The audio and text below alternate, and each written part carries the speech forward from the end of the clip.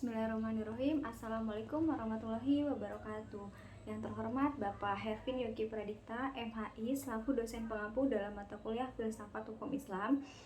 Sebelumnya izinkan saya memperkenalkan diri. Nama saya Astri Rahayu dengan IPM 20210100278.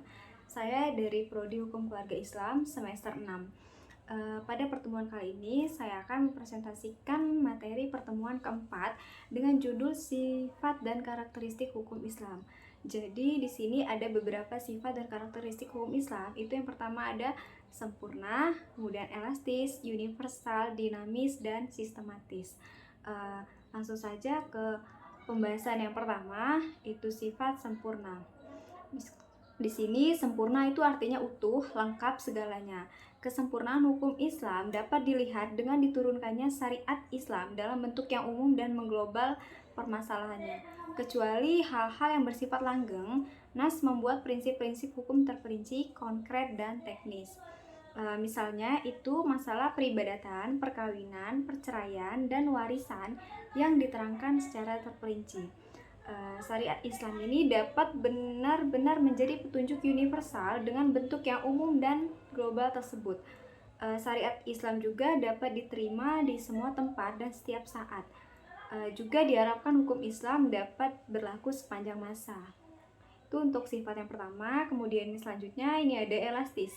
Yang dimaksud sifat elastis ini yaitu mudah diubah bentuknya dan mudah kembali ke bentuk asal, lentur, dan luas.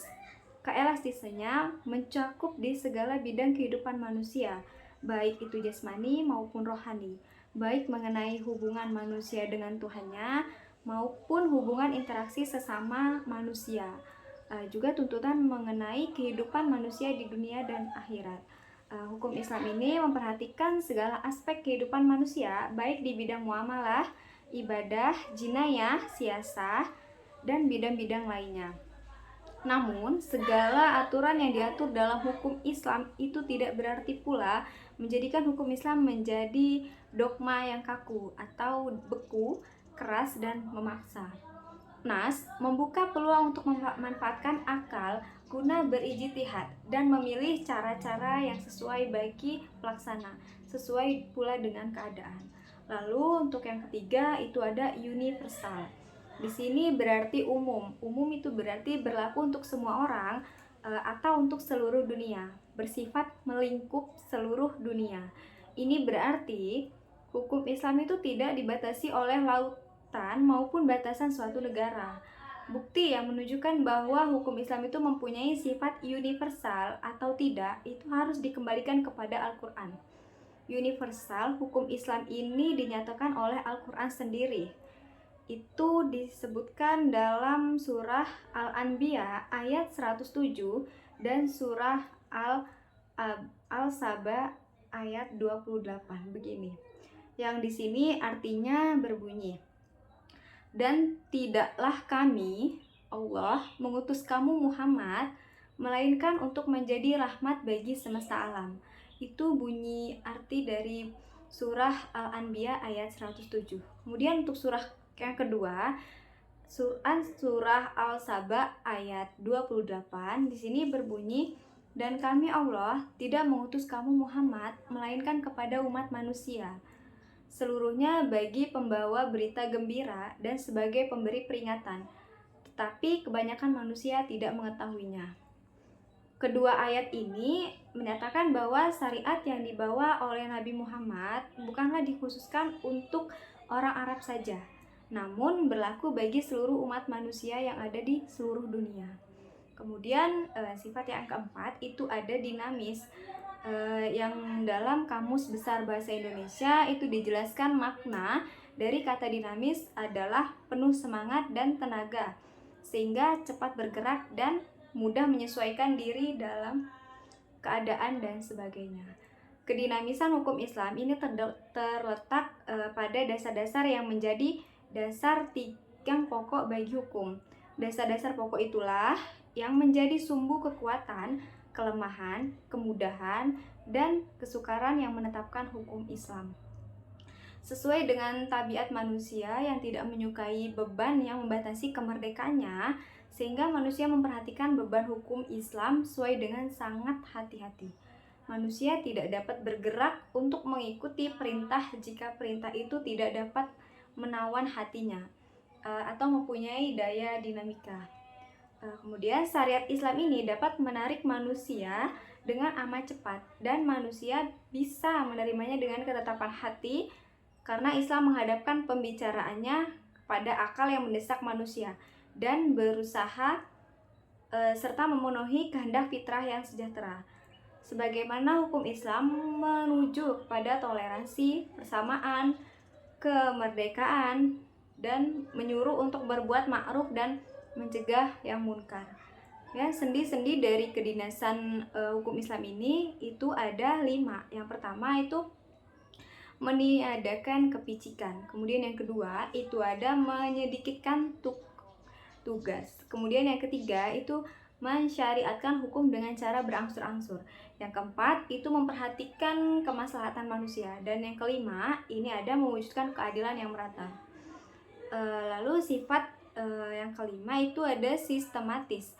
Syariat Islam bersifat sistematis, artinya mencerminkan sejumlah doktrinnya bertalian dan berhubungan di antara suatu dengan yang lainnya secara logis.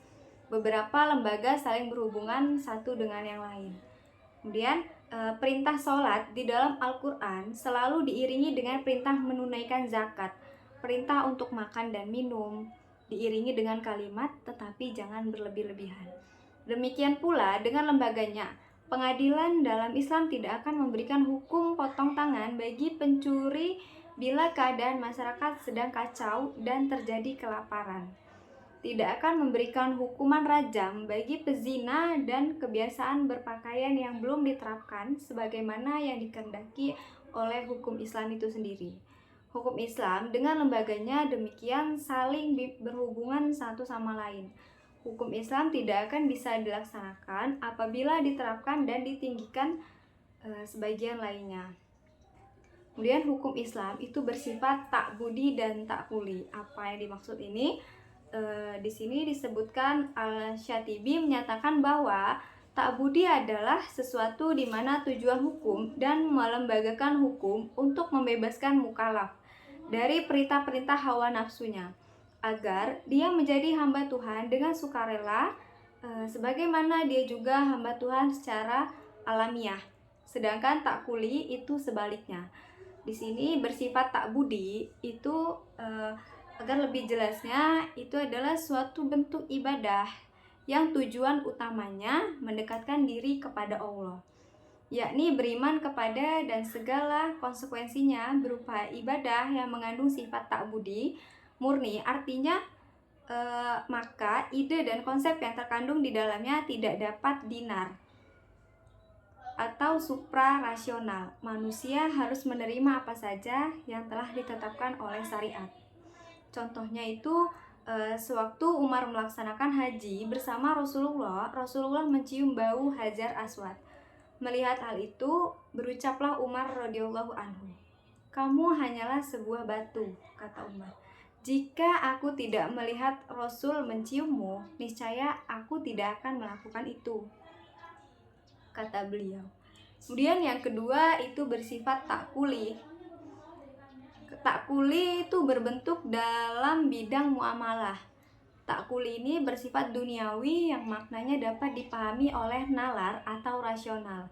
Maka manusia dapat melakukannya dengan bantuan nalar dan pemikiran manusia. Ilat dari muamalah yang bersifat ta'kuli ini dapat dirasionalkan dengan melihat ada maslahat atau mudorot yang terkandung di dalamnya. Sesuatu yang dilarang karena adanya kemudoratan di dalamnya dan diperintahkan karena ada kemaslahatan di dalamnya. Sekian dari saya, mungkin itu saja yang bisa saya sampaikan. Kurang lebihnya saya mohon maaf. Saya akhiri, wabillahi taufiq wal hidayah. Wassalamualaikum warahmatullahi wabarakatuh.